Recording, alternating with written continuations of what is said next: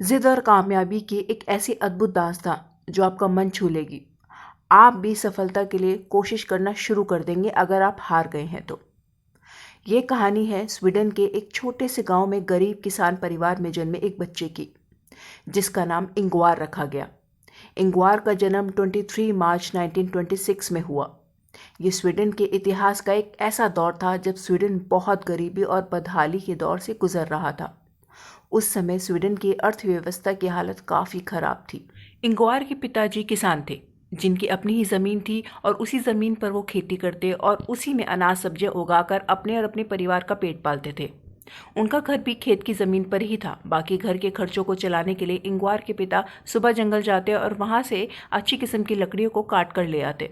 उन्हें बाजार में बेचकर कुछ पैसे कमाते थे। इंगवार जब कुछ बड़ा हुआ तो वो भी अपने माता पिता के साथ खेत में कुछ ना कुछ काम करने जाया करता था, और वहीं पे वो तीनों के तीनों यानी कि पूरा परिवार खूब मेहनत करता था। इंगवार जब 5 साल का हुआ तो उसका दाखिला स्कूल में करवा दिया गया, जिसमें इंगवार को लेकर कुछ महीनों बाद ये बात सामने आई कि इंगवार डिस्लेक्सिया नाम की एक ऐसी बीमारी से पीड़ित है। यह एक ऐसी बीमारी है जिसमें शब्दों को पढ़ने तथा समझने में परेशानी आती है। इधर इंगवार के पिता उसके लेट उठने की आदत और डिस्लेक्सिया नाम की इस बीमारी से बहुत परेशान थे, जिसको लेकर वे इंगवार को अक्सर गुस्से में बोल देते कि तू इतना लेट सोकर उठता है और पढ़ाई में भी कमज़ोर है। ऐसा ही रहा तो ज़िंदगी में कुछ नहीं कर सकता। पिता की ये बात सुनकर इंगवार को बहुत गुस्सा आता था। पिता की ये बात इंगवार को बहुत चुभती थी। इंगवार पिता की इस बात को गलत साबित करके दिखाना चाहता था कि एक दिन वो ज़िंदगी में ज़रूर कुछ करके दिखाएगा। अपनी इस लेट उठने की आदत से अक्सर स्कूल लेट पहुंचता, जिस वजह से मास्टर उसे खूब सुनाते। मास्टर और पिताजी की डांट से इंगवार ने एक दिन ठान लिया कि अब खुद की आदत को सुधार कर रहूंगा और मुझे अपने साथ के बच्चे से ज़्यादा पढ़ना होगा ताकि मैं उन तक पहुंच सकूं। जिसके चलते इंगवार ने सुबह 5:30 बजे का अलार्म लगाया और अलार्म को स्टॉप करने वाला बटन ही तोड़ दिया। अब अलार्म बजने से रोज़ 5:30 बजे उठ जाता है इंगवार, लेकिन एक दिन घड़ी का सेल खत्म हो गया। सुबह अलार्म नहीं बजा और फिर भी इंगवार समय से पहले उठ गया। यह देखकर इंगवार बहुत ही अचंभा रह गया। ये कैसे हुआ? अलार्म नहीं बजा और मेरी आँख खुल गई। ये हुआ कैसे आखिर? अब रोज सुबह जल्दी उठने की आदत के चलते इंगवार खूब मन लगाकर पढ़ाई करता ताकि वो इस डिस्लेक्सिया बीमारी को हरा सके। 6 वर्ष की उम्र में इंगवार पढ़ाई भी करता और अपने पिता के साथ लकड़ियां लाने जंगल भी जाता।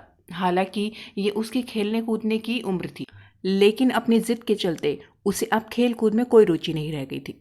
उसके मन में बस एक ही धुन सवार थी, वो धुन थी कुछ बड़ा करने की।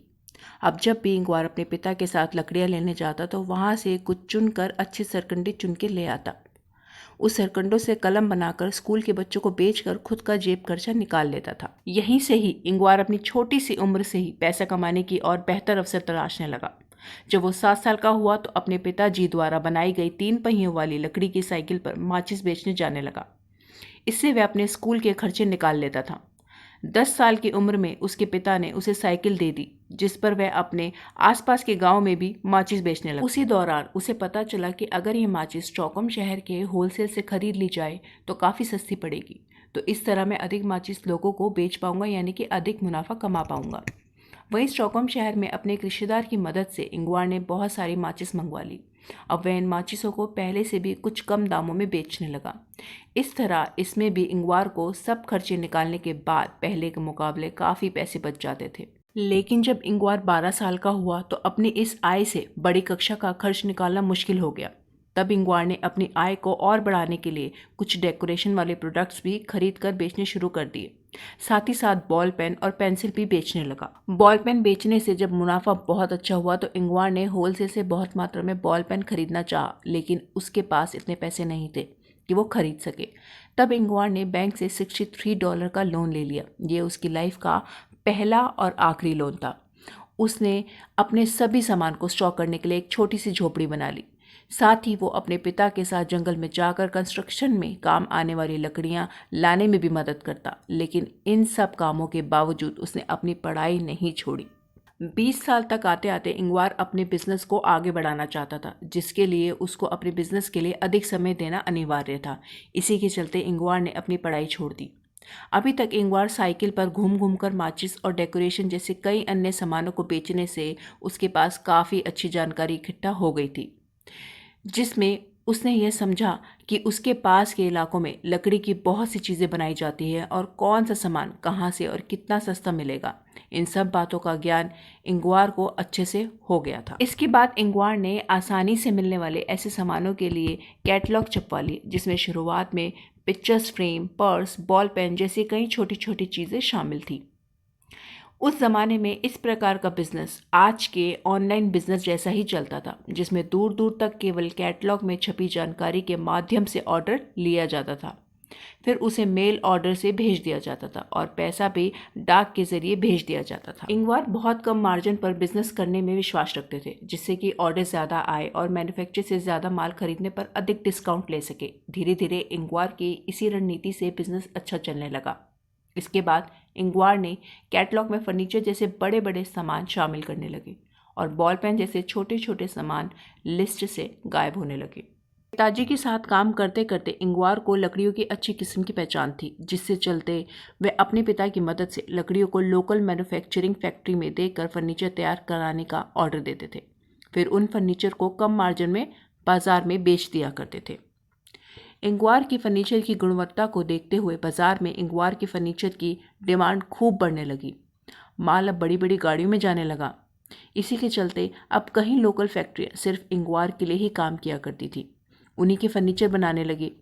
पर इंगवार के कॉम्पिटिटर्स को ये बात गवारा नहीं थी, क्योंकि यह उनका मानना था कि इंगवार की यह नीति उनके रेट खराब कर रही है और उनके फर्नीचर की डिमांड को घटा रही है।